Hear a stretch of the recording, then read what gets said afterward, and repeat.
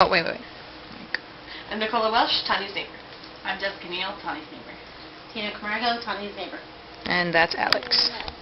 So that's however you want. You can just, these bend. Alright.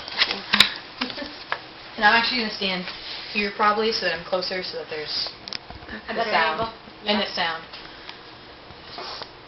So. Just take a breath, dude. We're all friends here. I know. The thing is, I go on tangents.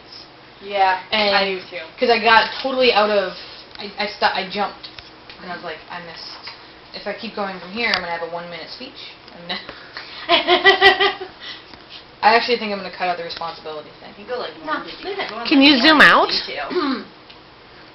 You can pull it back. There's Oh, a there we $50 go. camera. We're not that. Okay. Alright, there you go. You're really quiet. Okay.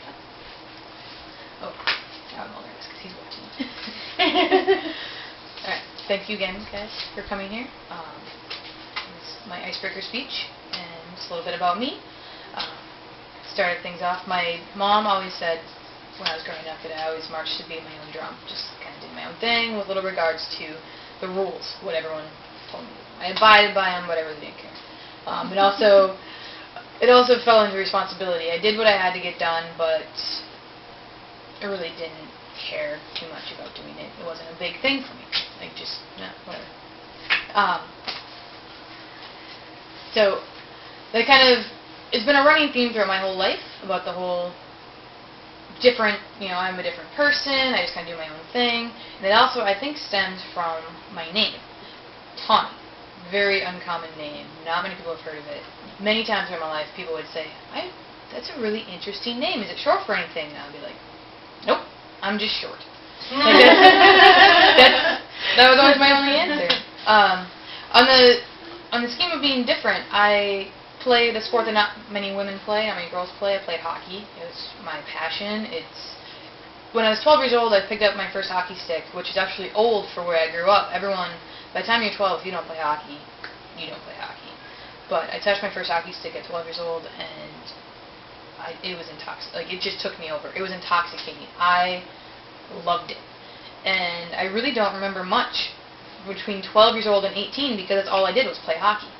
I loved it. I didn't want to go to school. I just wanted to play hockey. At one point, I even told my mom I wanted to drop out of high school and do my classes post-secondary in Duluth so that I could try out for the college hockey team. She talked me out of it, but I wanted to. When it came time to go to college, I chose solely on I want to play hockey. That's all I want to do. So I went to University of North Dakota because they were going to have a new hockey team. After my freshman year, I went and played on a club team. The next year, the coach had already told me I had a spot. I had to try out like everyone, but you always have to try out. No one's always guaranteed a spot. So I made the team. At UND in North Dakota, hockey equals party. It just does. And so that instantly turned back into my disregard for responsibility and the rules, and I still play hockey, and I'd always managed to find a way around the rules. That's just what I did. I played hockey, and I slept through class, and I partied.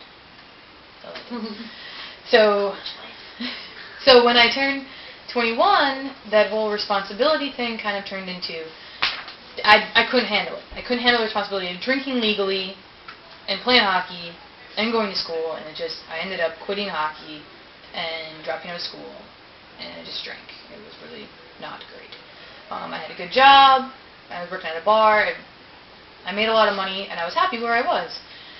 Then, miraculously, I was surprised with my wonderful son, Alex, and he really made me realize what responsibility is and why you need to do it. I don't want to say that it changed completely who I was after he was born, but I more had a respect for the rules that I was told my whole life. You have to do this, you have to do this, you have to do this, that I was always like, eh. And so now, 3 years later, I live with his dad. We're going to get married this summer. And my name will be different once again.